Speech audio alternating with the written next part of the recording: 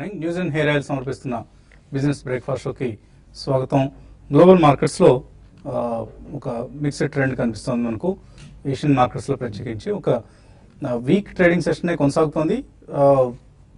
But ఒకటి రెండు markets slightly పాజిటివ్గా ట్రేడ్ అయ్యే ప్రయత్నం చేస్తున్నాయి. So last night US markets వరుసగా S&P నాస్డాక్ 8వ సెషన్ నష్టాలతో ముగిశాయి. డౌ జోన్స్ ఇండెక్స్ 6వ స్ట్రైట్ సెషన్ నష్టాలతో ముగించింది. సో ఈ పరిస్థితి ఇప్పుడు మన ఏషియన్ మార్కెట్స్లో కూడా కనిపిస్తుంది. SGX నిఫ్టీ ఇండికేట్ చేస్తుంది ఒక 20-25 పాయింట్ల నష్టంతో మార్కెట్స్ ప్రారంభమయ్యే అవకాశం ఉంది అంటూ. సో యుఎస్లో ప్రస్తుతానికి ఇంకా ఎలక్షన్ సంబంధించిన అన్సర్టెంటీ, బహుశా ట్రంప్ గెలుస్తారేమన్న ఒక భయం, ఇవన్నీ కూడా మార్కెట్స్లో ఒక గ్రిడ్ లాక్ పరిస్థితికి ప్రధాన కారణంగా చెప్పుకోవచ్చు మనం. సో మేబీ రాబోయే 1-2 వారాలు కూడా ఇదే ఎంటర్టైన్మెంట్ కొనసాగే అవకాశం ఉంది. ఎందుకంటే మనకి యుఎస్ ఎలక్షన్స్ మనలాంటి దేశాలకి ఎంతవరకు సంబంధించినవి, ఎంతవరకు వర్తిస్తాయి. ఎందుకంటే ఇది ట్రంప్ మన దేశాన్ని పరిపాలించుకోవడం లేదు, అమెరికాని పరిపాలించిపోతున్నారు. బట్ స్టిల్ అమెరికాకి జస్ట్ ఒక చిన్న దగ్గు వస్తే ప్రపంచం మొత్తానికి జలుబు చేస్తుంది అన్న సామెత ఎలాగ ఉండే ఉంది. కాబట్టి అదే పరిస్థితి ఇప్పుడు ఓవరాల్ ఏషియన్ ఈక్విటీ మార్కెట్స్ అలాగే యూరోపియన్ ఈక్విటీ మార్కెట్స్లో కూడా వర్తిస్తోంది. అండ్ డొనాల్డ్ ట్రంప్ ప్రస్తుతానికి మెయిన్ విలన్గా కనిపిస్తున్నారు ఇండియన్ గ్లోబల్ ఈక్విటీ మార్కెట్స్ సంబంధించి. ఇది ఇంకా ఒక 1 to 2 వీక్స్ కొనసాగే అవకాశం కనిపిస్తుంది. మేబీ ఎలక్షన్స్ తర్వాత కొంతవరకు ఒక స్పష్టత వస్తుంది కాబట్టి ఎవరు గెలిచారు అన్న అంశానికి సంబంధించి అక్కడ నుంచి మార్కెట్స్ తదనుగుణంగా బిహేవ్ చేసే పరిస్థితి ఉంది. ఈలోగా మన మార్కెట్ సంబంధించి వీక్నెస్ కొనసాగుతోంది. SGX నిఫ్టీ 8486 లెవెల్ని ఇండికేట్ చేస్తుంది వాటి ఓపెనింగ్లో. అండ్ మరొక కీలకమైన పరిణామం ఏప్రిల్ 1, 2017 నుంచి దేశవ్యాప్తంగా ఒకే విధమైన పన్ను రేట్లు ఉండేందుకు అనుగుణంగా నిన్న GST కౌన్సిల్ నిర్ణయం తీసుకుంది. సో 5 రకాల స్లాబ్స్, ఒకటి 0%, తర్వాత 5%, 12%, 18% అండ్ 28%. ఈ రేట్స్ని మనం నిన్న GST కౌన్సిల్ నిర్ణయించడం చూసాం. ఇంకా రకరకాల దీనికి సంబంధించి రకరకాల వాదనలు కూడా మనకు మార్కెట్స్లో కనిపిస్తున్నాయి. ఫర్ ఇన్స్టెన్స్ 0%లో ఆర్థిక మంత్రి చెప్తున్నారు CPI బాస్కెట్ అంటే కన్స్యూమర్ ప్రైస్ ఇన్ఫ్లేషన్ ఇండెక్స్కి సంబంధించిన బాస్కెట్లో ఉన్న 50% ఆఫ్ ది గూడ్స్ అన్నిటిని కూడా అసలు ఏ పన్ను ఉండదు, 0 ట్యాక్స్ అనేది ఒక ప్రకటన మనం వెళ్ళటం చూసాం. అలాగే 5%లో కొన్ని necessary daily use goods like మనం చూసే ఫుడ్ గ్రెయిన్స్ కావచ్చు ఆర్ బేసిక్ మెడిసిన్స్, ఇటువంటివి 5% ట్యాక్స్ స్లాబ్లో ఉండే అవకాశం ఉంది. అలాగే కొన్నిటికి 12% రేట్ వర్తిస్తుంది, ఇది స్టాండర్డ్ రేట్. అలాగే మరొక స్టాండర్డ్ రేట్ 18%.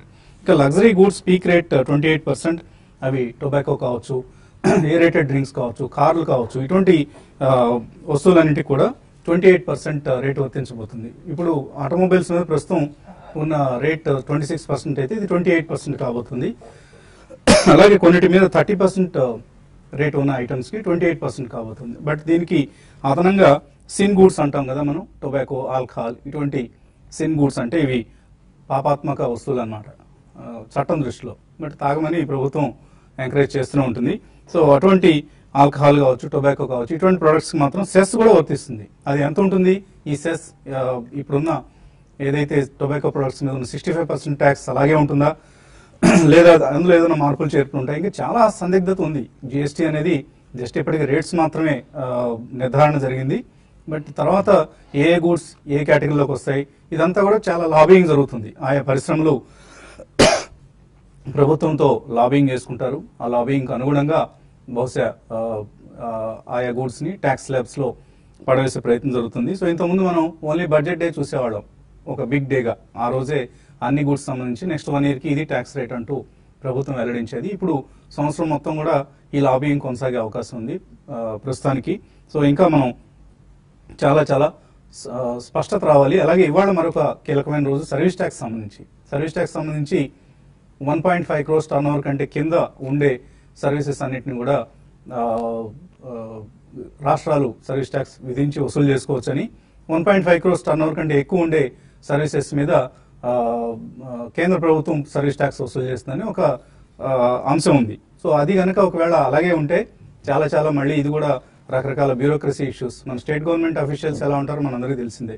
సో పీడించి దండుకునే ప్రయత్నం చేస్తూ ఉంటారు. కాబట్టి అటువంటి వాళ్ళు వలలో కనుక ఇప్పుడు banks, mutual funds, insurance companies ఇవి కనుక పడితే అది మళ్ళీ చాలా గందరగోళానికి దారితీసే అవకాశం ఉంది. అండ్ బ్యాంక్స్ పరిస్థితి ఒక పీడకలగా మారబోతోంది. ఎందుకంటే వాళ్ళు స్టేట్ గవర్నమెంట్ అఫీషియల్స్ కూడా సంజాయిషీలు చెప్పుకోవాల్సిన పరిస్థితి వస్తే చాలా చాలా దారుణమైన పరిస్థితి ఎదురవుతుంది. మేబీ ఇవాల్టి మీటింగ్లో ఆర్థిక మంత్రి జైట్లీ ఈ ఇష్యూని కూడా అడ్రస్ చేస్తారని మార్కెట్స్లో ఒక ఊహాగానం ఉంది. కాబట్టి ఈవినింగ్కి మనకు సర్వీస్ ట్యాక్స్ సంబంధించి ఒక స్పష్టత వస్తుంది. ఇవన్నీ మన మార్కెట్స్ మీద ప్రభావం చూపించే అంశాలు. ఎందుకంటే కొన్ని కంపెనీస్ లైక్ మల్టీప్లెక్స్ కావచ్చు, కాల్గేట్, ఏషియన్ పెయింట్స్, హెచ్యుఎల్, అలాగే హ్యావెల్స్, క్రాంప్టన్ కన్జ్యూమర్ ఇటువంటి స్టాక్స్కి జిఎస్టీ నిన్న వచ్చిన రేట్ స్లాబ్స్ ఏవైతే ఉన్నాయో పాజిటివ్గా ఉంటే, కొన్ని కంపెనీస్ లైక్ టెలికామ్, ఎయిర్లైన్స్ ఇటువంటి కంపెనీస్కి నెగిటివ్గా ఉంది. సో ఈ అంశాలన్నీ వాళ్ళ మార్కెట్స్లో ఆయా స్టాక్స్ మీద ప్రభావం చూపించే అంశాలు. In addition to US election సంబంధించిన అన్సర్టెంటీ, ఇది ప్రస్తుతానికి మనకు స్థూలంగా కనిపిస్తున్న ట్రెండ్. ఇక ఎనలిస్ట్ ఏమంటారో అడిగి తెలుసుకుందాం. సో ఎప్పటి నుంచి ఎదురు చూస్తున్నా ఇక జిఎస్టీ రేట్స్ అనేవి మనకు స్పష్టత వచ్చింది. బట్ సర్వీస్ ట్యాక్స్ సంబంధించి ఇప్పుడు మనం అనుకున్న అంశం ఇంకా పెండింగ్లో ఉంది. ఇవన్నీ మార్కెట్ మీద ఎటువంటి ప్రభావం చూపిస్తాను? మొదట్లో అందరూ అనుకుంది ఏంటంటే జిఎస్టీ అనౌన్స్ చేసినప్పుడు ఇన్ని రేట్స్ ఉంటాయి అనుకోలేదు. అంటే ఇంకా తక్కువ ఉంటాయేమో అనుకున్నారు. అంటే లీగల్ పాయింట్ ఆఫ్ వ్యూలో కూడా ఈజీ ఉంటుంది, కన్ఫ్యూజన్ తక్కువ ఉంటుంది, కోర్ట్ కేసెస్ అవి ఉండే ఛాన్సెస్ తక్కువ ఉంటుందని. బట్ ఇప్పుడు ఏంటంటే అదే మళ్ళీ 5 స్ట్రక్చర్ అయ్యేటప్పటికి ఏంటంటే ప్రతి ఇండస్ట్రీ ఏంటంటే మా దీంట్లోకి రావాలని ఆర్గ్యూ చేసేలాంటి చాలా లాబింగ్ ప్రాసెస్ జరుగుతుంది. అంటే తర్వాత లిటిగేషన్స్ కూడా కొంచెం ఎక్కువ రిస్క్ ఉంది అనమాట. ఎందుకంటే 12లోకి రావాలా, 18లోకి రావాలా. ఎందుకంటే 0.5 పోనీ 28 అది క్లియర్ గా ఉందనుకున్నా కూడా 12-18 మధ్యలోనే చాలా పెద్ద డిబేట్ జరుగుతుంది. ఎందుకంటే 2 స్టాండర్డ్ రేట్స్ అని మాట వాడారు కాబట్టి ఏది స్టాండర్డ్ రేట్ ఎవరికి అప్లై చేయాలనే దానికి ఏ వస్తువులకి 12%, ఏ వస్తువులకి 18%, 6% చాలా పెద్ద మార్జిన్ కాబట్టి ఎస్పెషల్లీ చాలా కంపెనీస్ అసలు మార్జిన్ 6%. ఇంకా 12-18 గా ఉంటే అసలు మేము 5% లోకి వస్తామంటే కొంతమంది ఆర్గ్యూ చేస్తారు. బట్ అట్లీస్ట్ అదంటే కొన్ని ఫార్మ్ ప్రొడక్ట్స్ అంటే అది కొద్దిగా డిఫైన్ చేసుకోగలను. 12-18 రెండింటిని స్టాండర్డ్ రేట్స్ అని వాడారు కాబట్టి అక్కడ చాలా లీగల్ కేసెస్ మెయిన్ అక్కడ వచ్చే రిస్క్ కనబడుతుందండి. సర్వీస్ ట్యాక్స్ మీరు అన్నట్టు ఆ కన్ఫ్యూజన్ ఉన్నంత కాలం అది కూడా బిజినెస్ పీపుల్ కి మెయిన్ ఛాలెంజ్ ఉంటూనే ఉంటుంది. So overall but anyways eventual గా మనం జిఎస్టీని ఎప్పటి నుంచి ఆల్మోస్ట్ ఒక 15 సంవత్సరాల నుంచి మనం మాట్లాడుకుంటుంది. అట్లీస్ట్ ఒక ఫైనల్ డైరెక్షన్ లోకి వచ్చినట్టు అయింది. మనం అంటే మేబీ 1 or 2 స్టెప్స్ అవే. ఇంకోటి ఏంటంటే గోల్డ్ అనే దానికి జిఎస్టీ అప్లికబుల్ అవుద్దా లేదా అనేది అదొకటి మెయిన్. ఇవాళ స్టాక్ ప్రైస్ మూవ్మెంట్స్ ఏంటంటే పెద్ద ఉండకపోవచ్చు. ఎందుకంటే ఏ ఇండస్ట్రీ దేంట్లోకి వస్తుంది ఎవరికి తెలియదు కాబట్టి ఏంటంటే ఇప్పటికీ స్టేటస్ కో లాంటి సిచ్యువేషన్ కాబట్టి ఇమ్మీడియట్ గా ఏమి రియాక్షన్స్ వచ్చేలాంటి పరిస్థితి ఏమి ఉండకపోవచ్చు. ఇంకో డెవలప్మెంట్ బ్రెక్సిట్ వాళ్ళు అనేది ఏంటంటే వాళ్ళ కోర్ట్ అనౌన్స్ చేసింది అంటే వాళ్ళ పార్లమెంట్ లో మళ్ళీ ఒకసారి బ్రెక్సిట్ ఓటింగ్ తీసుకోవాలి అని చెప్పేసి. దానివల్ల ఏంటంటే ఇప్పుడు అది December 5th నుంచి 8th మధ్యలో సుప్రీంకోర్టు వాళ్ళు అప్పీల్ కి వాళ్ళు రెడీ చేసుకున్నారు. అంటే అది మళ్ళీ అదొక అడిషనల్ అన్సర్టెనిటీ ఉంటుంది. సో అంటే యుఎస్ ఎలక్షన్స్ తర్వాత నెక్స్ట్ మార్కెట్ చూసే నెక్స్ట్ అంశం బ్రెక్సిట్ రిలేటెడ్. అంటే వాళ్ళ పార్లమెంట్ ఎలా ఉంటుంది, సుప్రీంకోర్టు ఏ జడ్జిమెంట్ తీసుకుంటుంది అనేది నెక్స్ట్ అంశం. ఇవన్నీ కూడా మొత్తం మీద ఓవరాల్ గా నెగిటివ్ వాతావరణం కనిపిస్తుంది. కొద్దిగా అంటే కన్ఫ్యూజన్ లాంటి వాతావరణం కనబడుతుందండి. సో బట్ మంచి స్టాక్స్ లో ఉన్నట్లయితే ఇప్పటికీ పెద్ద కంగారు పడి లాంగ్ టర్మ్ కొన్నాళ్ళకి అసలు పెద్ద ఆలోచించాల్సిన అవసరం లేని టాపిక్స్. సో టెక్నికల్ గా ఏ పరిస్థితులు కనిపిస్తున్నాయి మార్కెట్స్ ఇప్పుడు? ఐ థింక్ నిన్నటి బ్రేక్ డౌన్ తర్వాత ప్రాబ్లమ్ మనకి రేంజ్ అనేది డెఫినెట్లీ డౌన్ సైడ్ షిఫ్ట్ అయితే కనిపిస్తుంది. ఎందుకంటే మనకి ఎక్స్టెండింగ్ బాటమ్ ఏదైతే ఉందో 8506, సో ఆల్మోస్ట్ దాని కింద క్లోజ్ అవుతుందని చూస్తున్నాం ఈరోజు. సో వీక్లీ బేసిస్ కనుక చూస్తే కనుక ఈ రోజు ఇన్ కేస్ 8506 కింద వీక్లీ చార్ట్స్ లో కూడా క్లోజ్ అయింది అంటే సో నెక్స్ట్ లెవెల్ మనకి 8350 అండ్ 8260 ఓపెన్ అప్ అయిపోతాయి ఈ రోజు క్లోజింగ్ బట్టి. అండ్ ప్రాబ్లీ మనకి అప్ సైడ్ అనేది లిమిట్ అవుతుంది. ఇంతకుముందు 85 and 88 రేంజ్ అనుకున్నది కాస్త ఈసారి 20-day మూవింగ్ యావరేజ్ అయితే ఉందో 8639 నుంచి 8703 which is 50-day moving average. So ఈ మధ్యలో అప్ సైడ్ వెళ్లే అవకాశం ఉంది ఇన్ కేస్ మార్కెట్ రిట్రీవ్ అయినా కూడా. సో ప్రాబ్లీ మనకి 2 days బ్యాక్ గ్యాప్ క్రియేషన్ ఏదైతే ఉందో 8614 నుంచి 8549 ప్రాబ్లీ ఆ గ్యాప్ ఫిల్ చేసే ఛాన్స్ ఉంటుంది. బట్ ఏదైనప్పటికీ ఐ థింక్ ఈ స్టేజ్ లో కొద్దిగా కేర్ఫుల్ ఉండాలి. మేబీ పుట్ ఆప్షన్స్ అటెంప్ట్ చేయొచ్చు నిఫ్టీలో కానీ. అండ్ స్పెసిఫిక్ స్టాక్స్ ఏవైతే F&O స్పేస్ లో ఆల్మోస్ట్ 52-week లో క్లోజ్ అవుతున్నాయి. ప్రాబ్లీ వాటిలో మనం we can start buying put options. One such stock is maybe Sun Pharma. Last November లో కింద క్లోజ్ అవుట్ అని చూసాం మనం 704 52-week లో దగ్గర ఉంది. సో ప్రాబ్లీ ఇక్కడ నుంచి కూడా 50 రూపీస్ డౌన్ సైడ్ వచ్చే ఛాన్స్ ఉంటుంది టెక్నికలీ. అండ్ అప్ సైడ్ ఒక 20-25 రూపీస్ స్టాప్ లాస్ పెట్టుకోవాలి. అదేవిధంగా జస్ట్ డైల్ ఆల్మోస్ట్ మనకి 1100-1200 రూపీస్ నుంచి పడిన స్టాక్ నిన్న మనం ఆల్మోస్ట్ ప్రీవియస్ స్వింగ్ లో బ్రేక్ డౌన్ అవుట్ అని చేసాం. మేబీ ఈ స్టాక్ లో కూడా ఇక్కడ నుంచి కూడా 40-50 రూపీస్ డౌన్ సైడ్ ఉండే ఛాన్స్ ఉంది. మేబీ ఇది కూడా స్టాక్ అప్ సైడ్ ఒక 15 రూపీస్ స్టాప్ లాస్ పెట్టుకుని షార్ట్ పొజిషన్స్ క్రియేట్ చేయొచ్చు. సో మ్యూచువల్ ఫండ్స్ సంబంధించి బహుశా మార్కెట్ ఫాల్ అనుగుణంగా ఎన్ఏవీలు కూడా తగ్గుతూ ఉంటాయి. సో మీరు ఎటువంటి స్కీమ్ను ఈ సమయంలో రికమెండ్ చేయాలనుకుంటున్నారు? ఈ రోజు మనం Birla Sun Life equity fund గురించి మాట్లాడతామండి. ఇది 1998లో స్టార్ట్ అయిన ఫండ్, 18 years అయింది. BSE 200కి బెంచ్ మార్క్ అయిన ఫండ్. అండ్ ఈ ఫండ్ లో ఎటువంటి సెక్టార్ బయాస్ లేకుండా, మార్కెట్ క్యాప్ బయాస్ లేకుండా ఇన్వెస్ట్మెంట్ చేయబడుతుంది. And both top down and bottom up approach follow అవుతారు స్టాక్ పికింగ్ లో. ఏదైతే కంపెనీస్ కి కాంపిటేటివ్ అడ్వాంటేజ్ ఉంటుందో, టెక్నాలజీ అడ్వాంటేజ్ ఉంటుందో అలాంటి కంపెనీస్ లో ఇన్వెస్ట్మెంట్ చేస్తారు. And strong corporate management plus future good growth ఏదైతే ఉంటుందో కంపెనీస్ లో అలాంటి స్టాక్స్ ని పికప్ చేయబడుతుంది. జనరల్ గా మోర్ దెన్ 90% ఈక్విటీలో ఇన్వెస్ట్మెంట్ చేస్తుంది ఈ ఫండ్. అండ్ ఎప్పుడైతే మ్యాక్రో ఎకనామిక్ ఎన్వైరన్మెంట్ నెగిటివ్ గా ఉంటుందో అప్పుడు higher cash flows or higher cash component allocate చేయడానికి కూడా వెనకాడరు. అండ్ కొద్దిగా అమౌంట్ ఐపీఓలో కానివ్వండి, ఎమర్జింగ్ సెక్టర్స్ లో కానీ దానికి కూడా అలొకేట్ చేయబడుతుంది. టాప్ సెక్టర్స్ వచ్చేసి financial, health care, FMCG, automobile, energy. And top holdings వచ్చేసి HDFC Bank, Kotak Mahindra Bank, Maruti Suzuki, Tata Chemicals and Cairn India. Last 1 year లో చూస్తే 21.86% రిటర్న్ ఇచ్చింది. లాస్ట్ 3 years లో 27.96% రిటర్న్. లాస్ట్ 5 years లో 20.37, 10 years 13.24 అండ్ లాస్ట్ 18 years గా చూసుకుంటే 25.12% compounding returns ఇచ్చిన fund investors కి హ్యూజ్ వెల్త్ క్రియేట్ చేసింది. ఎవరైతే 1,18 years బ్యాక్ ఇన్వెస్ట్మెంట్ చేశారో 59 times గ్రో అయ్యి 59,03,300 కరెంట్ వాల్యూ ఉందండి. ఎవరైతే ఇది మల్టీ క్యాప్ లాగా బిహేవ్ చేస్తుంది ఫండ్, ఒక 15 to 20% ఓవరాల్ పోర్ట్ఫోలియోలో అలొకేట్ చేసుకోవచ్చు ఫండ్ పోర్ట్ఫోలియోలో. సో ఇందాక అనుకున్నట్లుగా మనకు కన్స్యూమర్ స్టేపుల్స్ ఏవైతే ఉన్నాయి, Hindustan Unilever, Colgate, Asian paints, ఇటువంటి కంపెనీస్ అన్ని కూడా ఇప్పుడు GST 18 to 28% ఇప్పుడున్న ట్యాక్స్ రేట్. ఇది ఇప్పుడున్న ట్యాక్స్ రేట్ ఇన్ఫాక్ట్ 28 to 38%. అది ఇప్పుడు 18 to 28% వచ్చే అవకాశం ఉంది. కాబట్టి ఈ కంపెనీస్ స్టాక్స్ లో ఇవాళ కొంత మనకు హైట్ అండ్ యాక్టివిటీ ఉండే అవకాశం ఉంది. In addition to that media and entertainment, logistics, cigarettes, ఇటువంటి కంపెనీస్ స్టాక్స్ ఇవాళ maybe ITC will be one of the actively traded stocks ఇవాళ ట్రేడింగ్ లో. ఇంకా ఇన్వెస్టర్స్ నుంచి కాల్స్ అలాగే మెయిల్స్ తీసుకునే ముందు కాసేపు విరామం.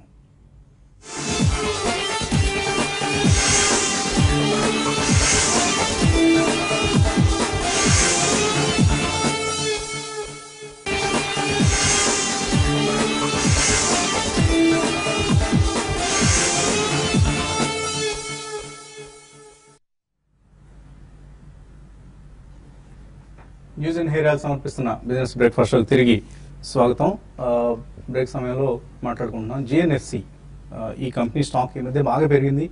లాస్ట్ 1 year లో 276% పెరిగిన స్టాక్ ఇది.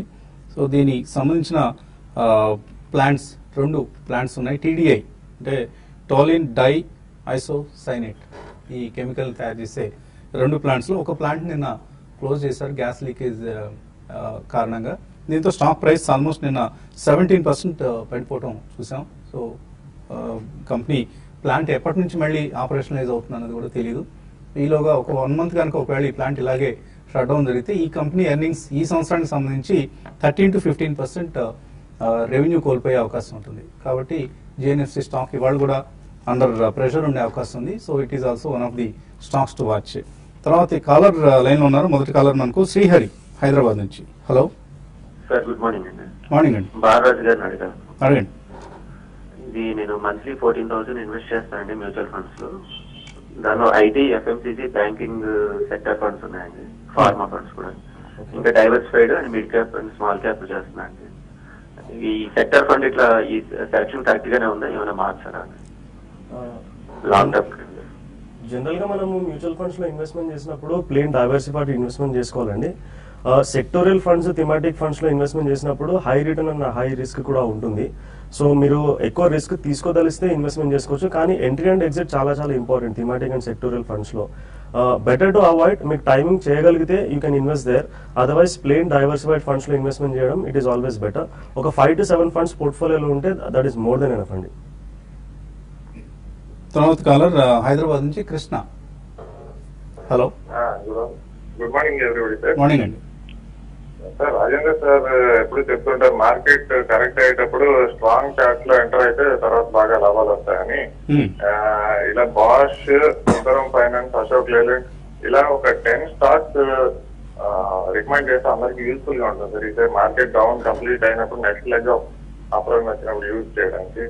అది సుందరం ఫైనాన్స్ ఇప్పుడు ఏ రేట్ లో తీసుకోవాలి అదొకటి చెప్పండి సార్. ఒక 10 స్టాక్స్ రికమెండేషన్ ఇందులో కాకపోతే ఏదో ఒక రోజు కంప్లీట్లీ ఒక రోజు అనాలిసిస్ చేస్తే బాగుంటుంది.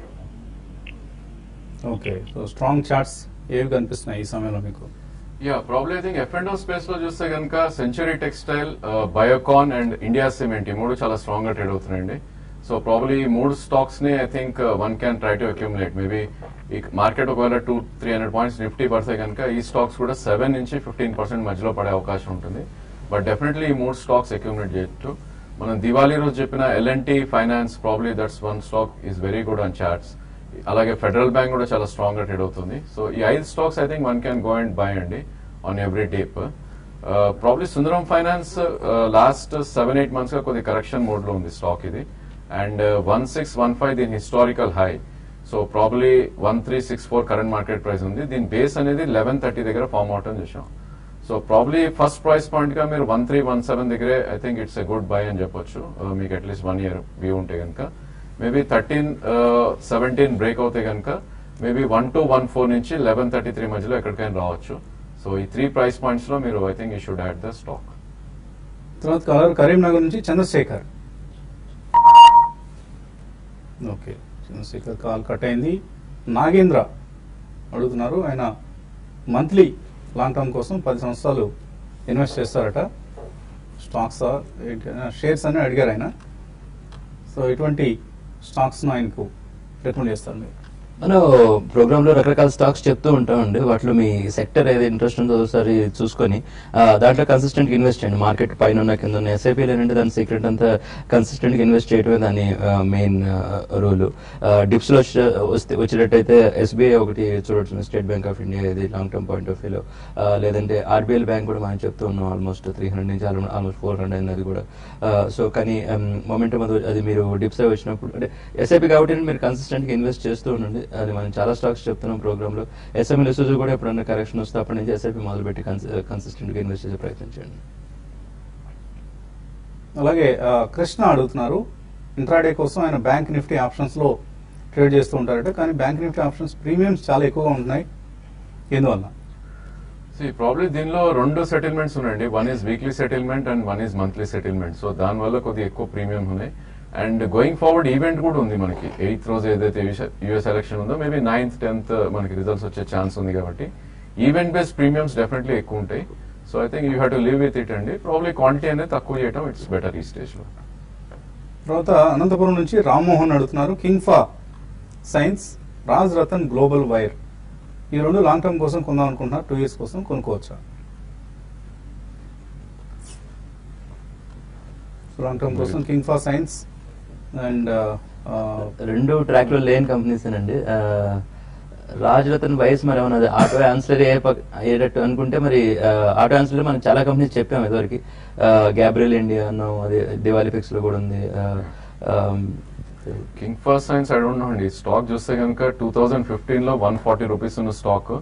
సో ఆల్మోస్ట్ 1 year లోనే 1200 రూపీస్ పెరగడం చూసాం. So I don't know. చాలా మంది ఎక్కువ మంది ఇందులో ఇంట్రెస్ట్ చూపిస్తున్నారు ఈ స్టాక్ ని, కింగ్ఫా సైన్స్ అనేది. But if you look at monthly volume చూస్తే కనుక 2 lakhs వాల్యూమ్ కన్నా ఎక్కువ అవ్వట్లేదు ఇది బీఎస్సీ లో ట్రేడ్ అయ్యే stock. So I don't think ఇట్లాంటి స్టాక్స్ లో ఇన్వెస్ట్ చేయడం ఈ స్టేజ్ లో ఇట్స్ నాట్ వర్త్ అండి. ఎందుకంటే ఈ స్టాక్ 1994 నుంచి లిస్ట్ అయిన స్టాక్. 94 నుంచి ఇది 2014 అంటే 12-13 years లో it has move nowhere. So 20-30 rupees నుంచి అరౌండ్ 80 రూపీస్ లోనే మూవ్ అయిన స్టాక్ సడన్లీ 100 to 1100 అనేది I think we should suspect these kind of stock. Volumes బాగా పెరిగాయి అండ్ ప్రైస్ కూడా బాగా పెరిగింది. రెండు ఏంటి రీజన్స్ అనేది మనకు తెలియదు, బట్ ఫండమెంటల్స్ కూడా కొద్దిగా ఇంప్రూవ్ అవుతున్నాయి. Maybe that could be one of the reasons. ఒక టర్న్ అరౌండ్ పెర్ఫార్మెన్స్ కనిపిస్తూ ఉండొచ్చు, బట్ చాలా thin margins, almost 300 and plastic products తయారు చేస్తుందంటూ ఇందులో ఉంది మనకు ఇండస్ట్రీ పరంగా చూస్తే. సో 112 కోట్ల రూపాయల టర్న్ ఓవర్ మీద 4 కోట్ల ప్రాఫిట్ చూపించారు. Maybe it's a trading company or we don't know much about this company.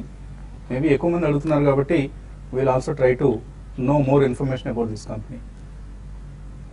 And this Raj Ratan is also very thinly traded stock కాబట్టి try to avoid this kind of stocks అండి. చాలా ఉన్నాయి కదా మనకు, almost ఒక 600-700 కంపెనీలు, మంచి కంపెనీస్ ఉన్నాయి. సో వాటిలో సెలెక్ట్ చేసుకుంటే ఎక్కువగా పాపులర్గా ఉండే వాటిలో అయితే మీకు ఎప్పుడు లిక్విడిటీ ఇష్యూస్ కూడా ఉండవు. ఇంకా మెయిల్స్, కాల్స్ ఉన్నాయి. కానీ మనం ఈ స్టూడియో నుంచి మరొక స్టూడియోకి వెళ్ళి ఈసారి ఇవాళ యూట్యూబ్ ప్రోగ్రామ్ని కంటిన్యూ చేయాల్సిన పరిస్థితి కాబట్టి కొద్దిగా ఒక చిన్న బ్రేక్ కాదు ఈసారి, మేబీ ఒక 3 to 4 minutes బ్రేక్ తీసుకుంటాం. బ్రేక్ తర్వాత యూట్యూబ్ వేదికగా TV5 మనీ లైవ్లో మళ్ళీ కలుద్దాం. Keep watching TV5 and TV5 money.